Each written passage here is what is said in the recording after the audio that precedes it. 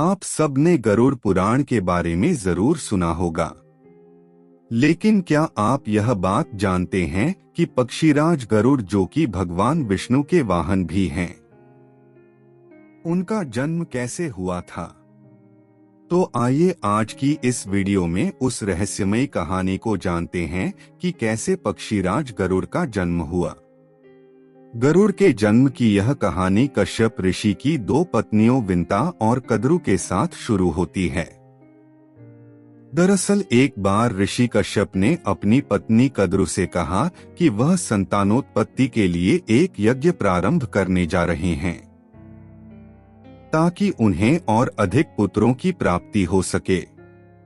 कश्यप ऋषि ने सबसे पहले कद्रु से पूछा कि उन्हें और कितने पुत्र चाहिए। इस सवाल के जवाब में कद्रु ने कहा कि उन्हें बहुत सारे पुत्र चाहिए, ताकि वह उनकी आज्ञा का पालन करने के साथ साथ उनकी हर इच्छा भी पूरी कर सकें। वीडियो में आगे जाने से पहले कृपया करके हमारे इस चैनल को सब्सक्राइब जरूर करें और वीडियो को लाइक करना ना भूलें। ऋषि कश्यप ने जब यही सवाल अपनी दूसरी पत्नी विंता से किया, तब विंता ने जवाब दिया कि वह मात्र 2 पुत्रों की कामना करती है, जो कद्रु के सभी पुत्रों की अपेक्षा ज्यादा ताकतवर हों। कश्यप ऋषि ने उन दोनों की इच्छा को स्वीकार कर लिया। कश्यप ऋषि ने यज्ञ प्रारंभ किया। यज्ञ पूर्ण होने के बाद कद्रु को 1000 अंडज मिले, जिनसे उन्हें 1000 पुत्र उत्पन्न होने थे। कद्रु ने सभी अंडों को गर्म पानी में रख दिया और उनकी देखरेख करने लगी। इसके बाद ऋषि कश्यप के बौने ऋषियों ने विंता के 2 पुत्रों की उत्पत्ति के लिए यज्ञ प्रारंभ किया।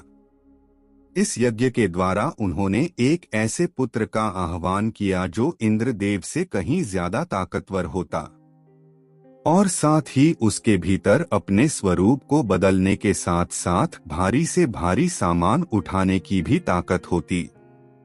इंद्र को यह भनक लगी कि इस यज्ञ के द्वारा एक नए और ताकतवर इंद्र का जन्म होने वाला है। तब वह अपने पिता ऋषि कश्यप के पास गए। जब ऋषि कश्यप को बौने ऋषियों की ये बात पता चली, बहुत क्रोधित हुए। अपने पुत्र के सम्मान को बचाए रखने के लिए कश्यप ऋषि बौने ऋषियों के पास गए और उनसे कहा कि उनके पुत्र से एक भूल हो गई है, जिसके लिए वे माफी के हकदार हैं। आप जिस ताकतवर इंद्र का आह्वान कर रहे हैं, उसे देवताओं का नहीं बल्कि पक्षियों के इंद्र के रूप में बुलाएं। ऋषि कश्यप के आग्रह को मानकर बौने ऋषियों ने पक्षियों के ताकतवर इंद्र का आह्वान कर यज्ञ से उत्पन्न हुए 2 अंडे कश्यप ऋषि को सौंप दिए। अपनी पत्नी विंता को अंडे सौंपते हुए कश्यप ऋषि ने कहा कि इनका बहुत ध्यान रखना और कुछ भी हो जाए अपना धीरज मत खोना। इतना कहकर ऋषि कश्यप हिमालय पर तप करने के लिए प्रस्थान कर गए। आगे चलकर कद्रु के 1000 अंडों में से 1000 सांप निकले, जो बहुत ताकतवर थे। कद्रु उन्हें देखकर बहुत प्रसन्न होती और उनके साथ खेलती है। लेकिन समय पूरा होने के बाद भी विंता के अंडों में से कुछ नहीं निकला। कद्रु विंता को ताना मारने का एक भी मौका नहीं छोड़ती थी। ऐसे में जलन में आकर उन्होंने अपना एक अंडा तोड़ दिया, यह देखने के लिए कि उसमें कुछ है भी या नहीं। अंडे के भीतर उसे अपना पुत्र दिखाई दिया, जिसके शरीर का ऊपरी हिस्सा तो था, लेकिन बाकी का हिस्सा मात्र मांस का लोथड़ा था। इस पुत्र का नाम अरुण था। अरुण ने अपनी मां से कहा, पिता के कहने के बाद भी आपने धैर्य खो दिया और मेरे शरीर का विस्तार नहीं होने दिया, इसलिए मैं आपको श्राप देता हूं कि आपको अपना जीवन एक सेवक के तौर पर बिताना होगा। विंता को कद्रु की सेविका बनना पड़ा और कुछ दिनों बाद दूसरे अंडे में से गरुड़ का जन्म हुआ, जिनका चेहरा, सिर और चोंच चील की तरह और शरीर इंसान का था। वह भी अपनी मां के साथ सेवक के तौर पर ही रहा।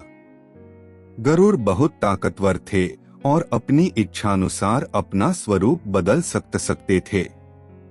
ऐसा माना जाता है कि अगर मौत के बाद गरुड़ पुराण पढ़ी जाए तो मृत व्यक्ति की आत्मा को शांति और धरती के बंधन से मुक्ति मिलती है।